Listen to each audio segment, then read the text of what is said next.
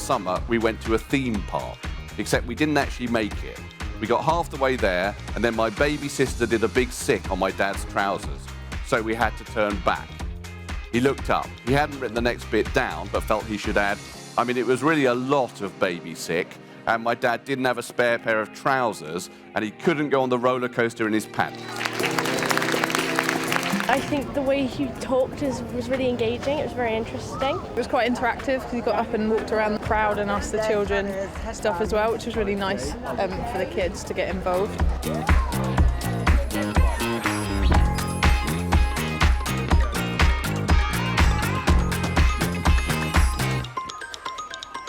So I picked the squirrel up.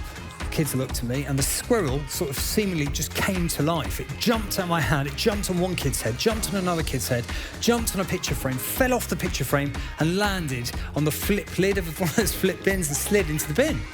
It's like, oh my God, there's a squirrel in the bin. Okay, but it's all right. Kids were like, oh, wow, you fixed it. Absolutely. It was really good. I liked how we got to ask questions and he answered them. I was an only child, raised by a single working mum. And, you know, I thought life was very boring, and that's why I started writing fiction. So I didn't have anything interesting to write on paper, but what intrigued me was the possibility of going beyond the self that was given to me by birth.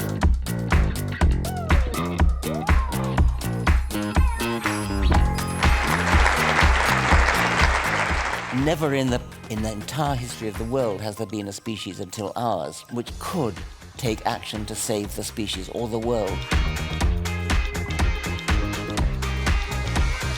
Everything that I do now is about showing off, because if you haven't realised, I'm a colossal show-off who definitely loves the sound of his own voice. So kind of the podcasting, performing, book writing, all of it's kind of storytelling and kind of sharing what goes on behind the scenes, really. The fun thing for me about diving is the adrenaline rush of it. So standing on the diving board, knowing that you could do like the most perfect and magnificent dive and come up to like, wow, you're doing really good. Or you could cut, like, something could go horrifically wrong and you land flat and then you're, you know, lifted out of the pool.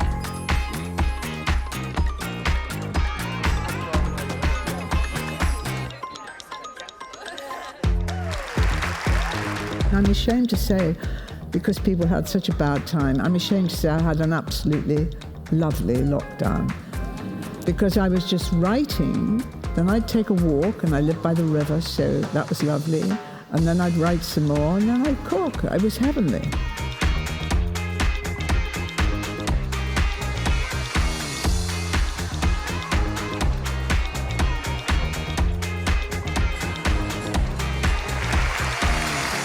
You were sitting between Frank Sinatra, Gregory Peck. You've also met James Dean. Jimmy said, would you like me to give you a lift in my car? It's a new Porsche. And he got to Beverly Hills in about 3.5 minutes flat. I have never been so frightened in my life.